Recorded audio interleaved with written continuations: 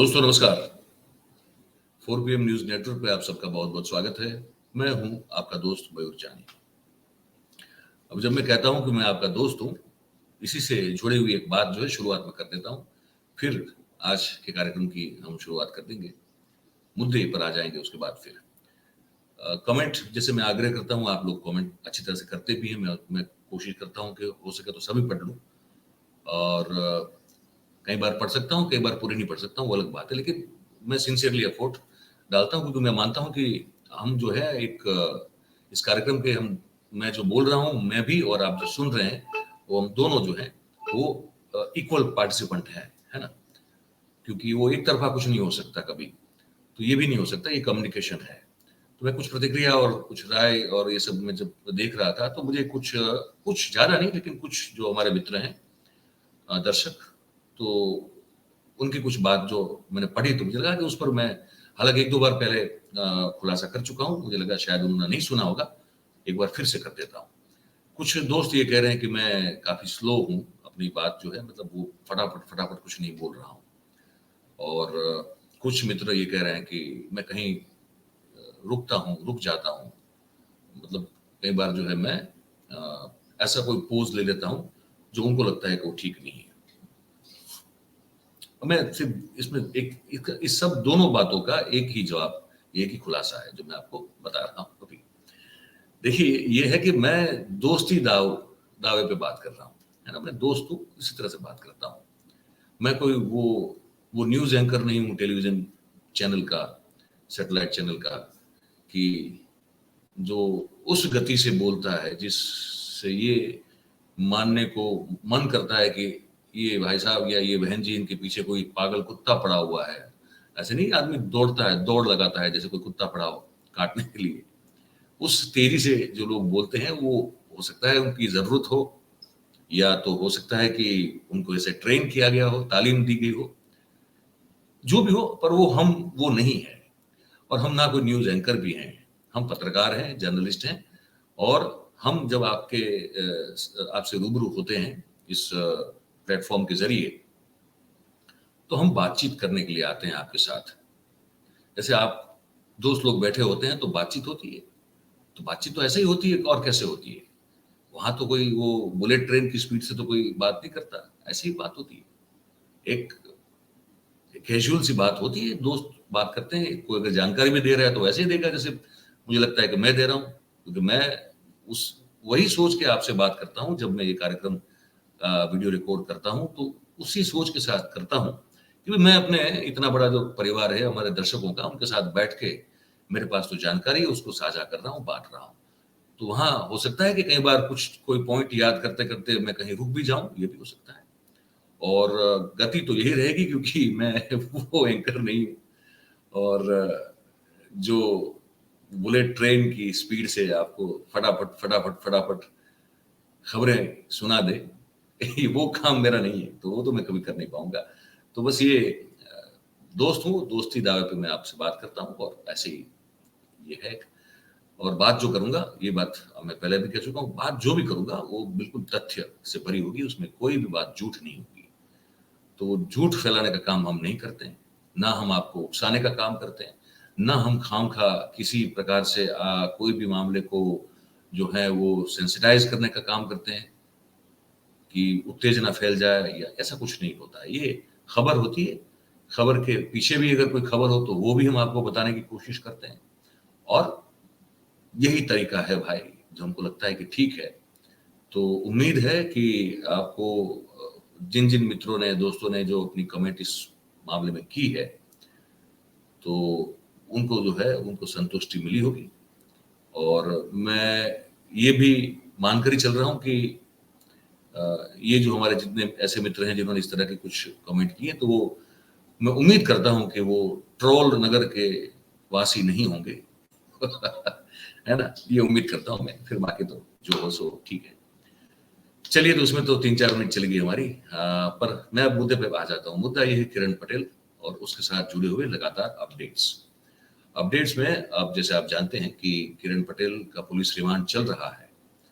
तो police remand में जो वो अभी बता रहा है, और जो हमारे सूत्र हैं, जो हमको बता रहे हैं पुलिस के, वो हम आपको जानकारी देने की कोशिश कर रहे हैं, तो आज भी दे रहे हैं। तो कुछ खुलासे हुए। पहला खुलासा ये हुआ है कि उसने पुलिस को बताया है, हालांकि उस खुलासे पर हमको यकीन नहीं है, लेकिन जो उसने कहा है पुलिस को वो ये है कि पुलवामा के जो डीसी हैं बशीरुल हक चौधरी, उनसे जब वो पहली बार गया था और मुलाकात की थी, तो उनको उन्होंने जो किरण पटेल ने जो है वो चौधरी साहब को ये कह के इम्प्रेस कर दिया कि मैं तो प्रधानमंत्री कार्यालय का एडिशनल डायरेक्टर हूँ, और वो आईएएस अफसर जो है 2015 की बैच के चौधरी साहब उस चीज को मान गए।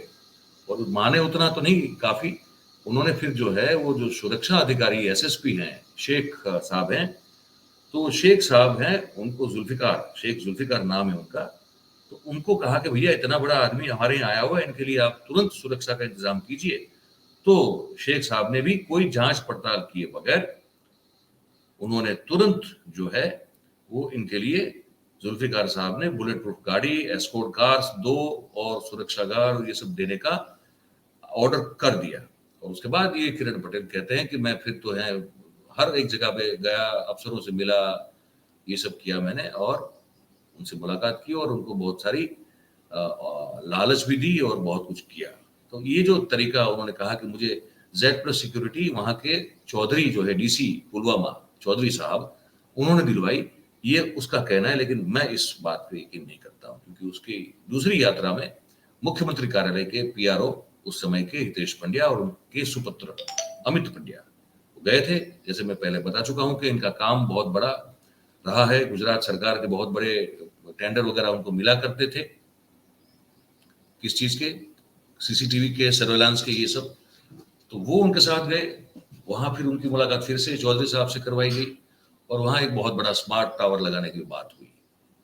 ये भी इस पूछताछ से पता चल रहा है। फिर एक और मीटिंग जब हुई, उसके बाद जब गए तो जय सीतापरा जो पूर्व मुख्यमंत्री आनंदीबेन पटेल के पीए के सुपुत्र हैं, जो स्टील का कारोबार करते हैं, उनकी भी मुलाकात करवाई गई। और इनका कारोबार जो है वहां ऐसे फैलाने का सोचा गया कि भैया वहां एक बहुत बड़ा कोल्ड स्टोरेज बन सकता है, उस पर भी बात हुई।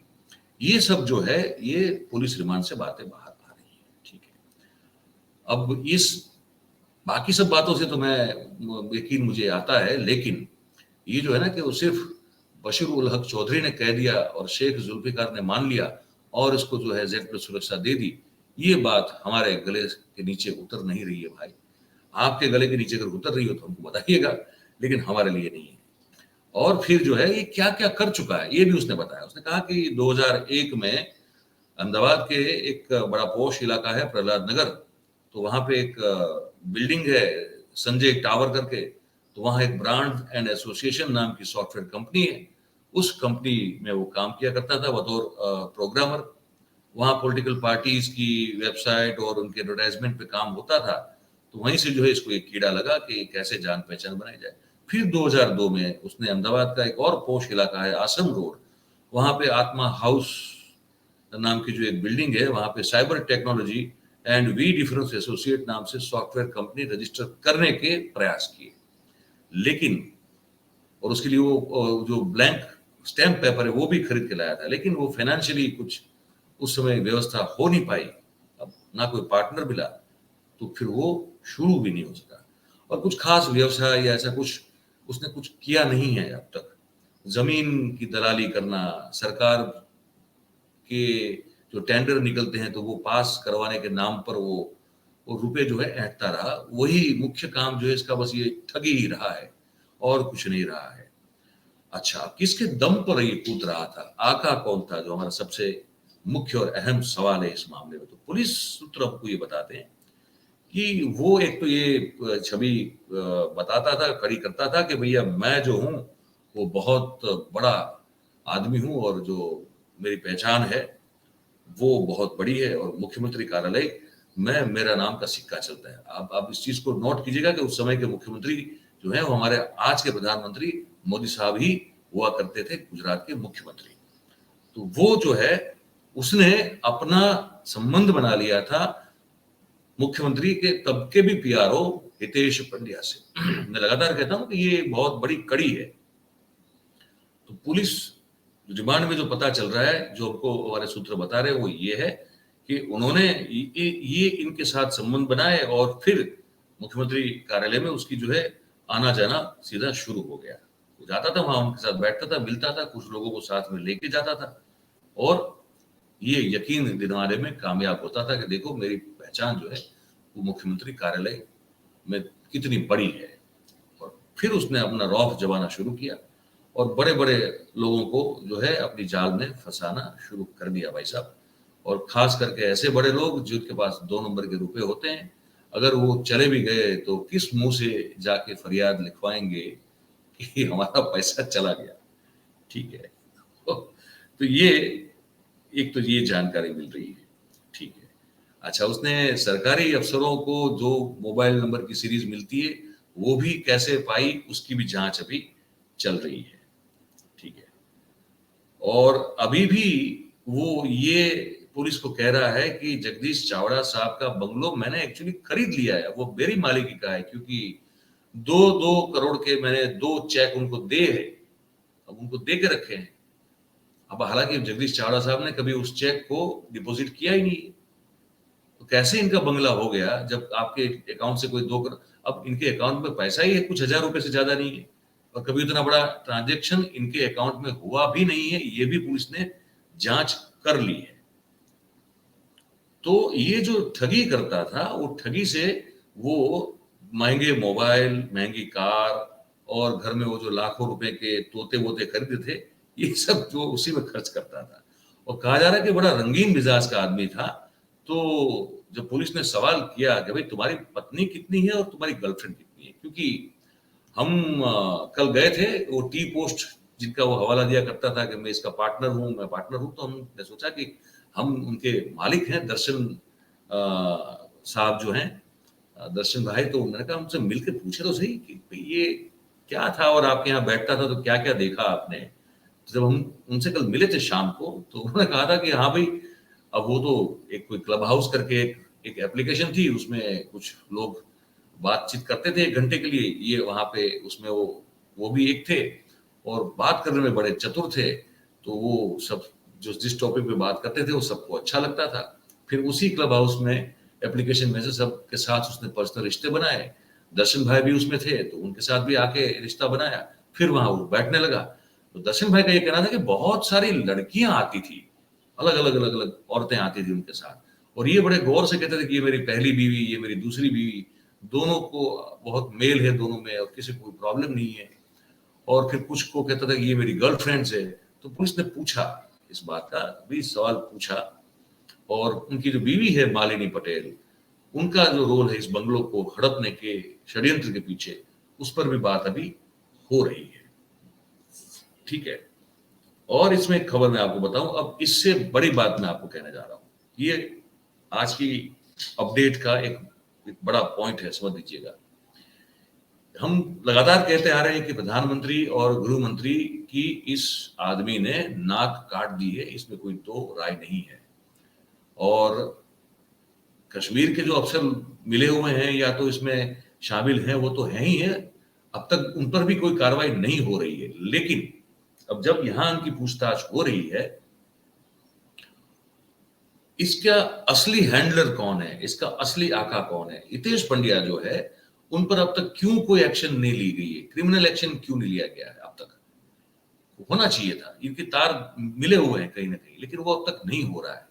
वो इसलिए क्योंकि वो नरेंद्र मोदी साहब के पुराने जो स्टाफ हैं उनमें से एक रहे हैं लगातार, तो कहीं उन पर एक्शन ली जाएगी तो फिर सीधा कहीं ना कहीं जो है एक विपक्ष को एक अपॉर्चुनिटी मिल जाएगी प्रधानमंत्री के खिलाफ भी आवाज उठाने की और इस मुद्दे पे उनको घसीटने की। इसीलिए हमको बताया जा रहा है कि अब तक हितेश पंड्या को इस पूरे जांच पड़ताल से अभी फिलहाल बाहर रखा गया है। लेकिन अब जो मैं बता रहा हूं उसको सुन लीजिएगा आप। हमको ये बताया गया है और हमने हमने पता भी किया है कि प्रधानमंत्री कार्यालय की ओर से एक व्यक्ति को गुजरात में भेजा गया है, पिछले 2 या 3 दिन हो गए। ये मैं बोल रहा हूं आपको, आप इसको ध्यान से सुनिएगा। प्रधानमंत्री कार्यालय की ओर से एक व्यक्ति को भेजा गया है और वो भेजा गया है, वो बड़े गुप्त रूप से भेजा गया है, मतलब उसकी पहचान जो है जारी नहीं की है, ना वो अघोषित रूप से आए हुए हैं। पर हम, क्योंकि हमारा काम है जानकारी इकट्ठा करना, तो हमारे पास वो जानकारी है कि आया है कोई, और वो कोशिश कर रहा है उन लोगों से मिलने की कि जो लोग किरण पटेल की धोखाधड़ी का शिकार हुए हैं। और कोशिश एक्चुअली ये शुरू की गई है प्रधानमंत्री कार्यालय के द्वारा, जो हमको हमारे सूत्र से पता चला है वो ये है कि भाई ये किसके दम पर जो है इतना बड़ा कांड कर गया। यहाँ जो छोटी मोटी जो धोखाधड़ी किया करता था तो ठीक है, पर प्रधानमंत्री कार्यालय का पीआरओ एडिशनल डायरेक्टर बनने की हिम्मत इस व्यक्ति को किसने दी? किसके कहने पर ये सब कांड करता रहा? किसके कहने पर ये इतनी धोखाधड़ी भी उसने कर ली? कोई तो बड़ा बैकिंग होना चाहिए, कोई बड़ा सपोर्ट होना चाहिए। इसके बगैर ये सब नहीं होता भाई साहब, आप भी जानते हैं, हम भी जानते हैं। तो वो कौन व्यक्ति है, हम एक बार नाम बोल चुके हैं, आप सबको पता है। उसी दिशा में जो है वो जांच जा रही है अभी। गुजरात के पूर्व मुख्यमंत्री से के संबंधित बहुत उनके जो घनिष्ठ रिश्ते में है उस व्यक्ति की ओर ये पूरा मामला जा रहा है। और कुछ लोगों जिन जिनको अभी मुझे जितना पता है, कुछ 3 या 4 लोगों को ये जो प्रधानमंत्री कार्यालय से आए हैं जो सज्जन, वो मिल चुके हैं, और आगे भी कुछ लोगों को मिलने वाले हैं। अब हम नाम नहीं दे पा रहे क्योंकि अब ये खबर है। अब कुछ खबर जो होती है वो सूत्रों से होती है, तो अब सूत्रों से जब होती है तो पता होता है कि खबर सच है, लेकिन जब उसके प्रूफ नहीं होते तो वो बताना फिर ठीक नहीं होता है, उसके लिए भी प्रूफ होने चाहिए। तो क्योंकि पूरा जो इनका ये जो कार्यक्रम है वही अघोषित रूप से है, इसको कोई वैलिडेट करेगा नहीं। अगर मैं नाम बोल दूं तो फिर हो सकता है कि उल्टा जो है मेरे गले में फंदा आ जाए, इसलिए मैं नाम नहीं दे रहा हूं, पर मैं कह रहा हूं आप उसको यकीन मान के चलिए। जांच प्रधानमंत्री कार्यालय से शुरू हुई है, व्यक्ति को भेजा गया है और वो लोगों से मुलाकात कर रहे हैं और ये जानने की कोशिश कर रहे हैं कि इसके पीछे जो जो शंका व्यक्त की जा रही है कि बहुत बड़ा एक पॉलिटिकल एक एक बैकिंग वाला व्यक्ति है और जो पूर्व मुख्यमंत्री के पुत्र हैं, ये कहा जा रहा है, क्या वो है कि नहीं है? और कुछ चीजें अब हमको ऐसे ही पता चली है, पर हम थोड़े असमंजस में हैं कि उसको अभी कैसे बताएं, क्योंकि वही चक्कर है कि जानकारी पक्की है लेकिन प्रूफ अभी हमारे हाथ में नहीं है। तो थोड़ा हम और अभी उसमें मेहनत करेंगे, जो जो जानकारी है जो अभी नहीं बता पा रहे हैं, तो उसमें थोड़ी और कोशिश करेंगे उसको और पुख्ता करने की। फिर अगर नाम दे के बता सकते हैं तो नाम दे के बताएंगे, अदरवाइज फिर सूत्रों के हवाले से हमको अब बताना पड़ेगा, और जो बताएंगे वो बिल्कुल सच होगा, ये आप लिख के रख लीजिए। तो ये एक तो हो गया कि वो जांच शुरू हो गई प्रधानमंत्री कार्यालय से। अच्छा, पुलिस पर बहुत प्रॉपर एक सूचना है उनको कि कुछ भी इसका जो है हर एक सवाल का जवाब चाहिए, कुछ भी ऐसे नहीं चलेगा। तो रिमांड बड़ी अच्छी जा रही है इनकी। और एक और मैं बता दूं कि 2 ही दिन में एक और एफआईआर जो है धोखाधड़ी की इस पर रजिस्टर होने वाली है। गुजरात एटीएस में होगी, वो क्राइम ब्रांच अभी चल रही है, वो एफआईआर गुजरात एटीएस में होगी। वो 80 लाख रुपए की धोखाधड़ी का मामला है जो इसने किया हुआ है। उस पर भी मैं विस्तार से बताऊंगा आपको, पर अभी मैंने आपको क्रक्स बता दिया और विस्तार से बताऊंगा किन के साथ हुई, उस व्यक्ति का नाम भी बताऊंगा। और 2 ही दिन में उसी व्यक्ति की एफआईआर जो है दर्ज हो जाएगी एटीएस में, एंटी टेररिस्ट कोड में। तो यहाँ मेहमान गति पूरी होगी तो फिर वहां मेहमान गति क्राइम ब्रांच में पूरी होगी और एटीएस में उनकी मेहमान गति फिर शुरू हो जाएगी। ये मैं आपको बता रहा हूँ, जो बड़े खुलासे, 2 बड़े खुलासे जो आपको अभी हम बता रहे हैं, और ये आपको और कोई नहीं बताएगा, ये भी मैं आपको दावे के साथ बता रहा हूँ। ठीक है, तो आपका क्या कहना है, आप क्या मानते हैं? मैं आपको जो बताया अभी, इस पर आपकी क्या प्रतिक्रिया, राय, टिप्पणी जो भी है, हमारा जो कमेंट बॉक्स है इसमें आप कीजिए, बताइए हमको। और फिर अगर अच्छी लगती है हमारी बात तो लाइक कीजिए, उसको शेयर कीजिए जितना हो सके उतना, ताकि ज़्यादा से ज़्यादा लोगों तक हम पहुंच सके, हमारी बात पहुंचाई जा सके। और सब्सक्राइब नहीं किया तो भैया कर दीजिए, और दूसरे से करवाइए भी, सही है ना। तो अब दोस्तों से इतनी तो बिल्कुल हक है हमारा, तो इतना तो हक जता सकते हैं आपसे कि इतना करिए भाई हमारे साथ, हमारे कार्यक्रम को लेकर। तो तो यही है बस आज। और मैंने दो वादे किए आपको। एक, कोशिश करूंगा कि मैंने नाम ले पाऊं, और एक बहुत बड़ा एक नया एक इस पर्दे के पीछे का खेल है ये पूरा जो खेल है, ये जो उनको दिख रहा है उतना सिंपल नहीं है, मैं ये बता रहा हूं आपको। बहुत अंदर कुछ अलग ही चल रहा है, और मैं वो बताने की कोशिश करूंगा, नाम लेके अगर हो सकता है तो, अगर नहीं तो फिर घटना पूरी बता दूंगा, शायद मैं नाम न ले पाऊं, वो फिर कल देखते हैं। हो सकता है तब तक मुझे और कोई पुख्ता जानकारी मिल जाए। तो इस कार्यक्रम में बस इतना ही है दोस्तों। आप सब हमारे साथ जुड़े हैं, आप सबका बहुत बहुत धन्यवाद। Thank you very much. नमस्कार।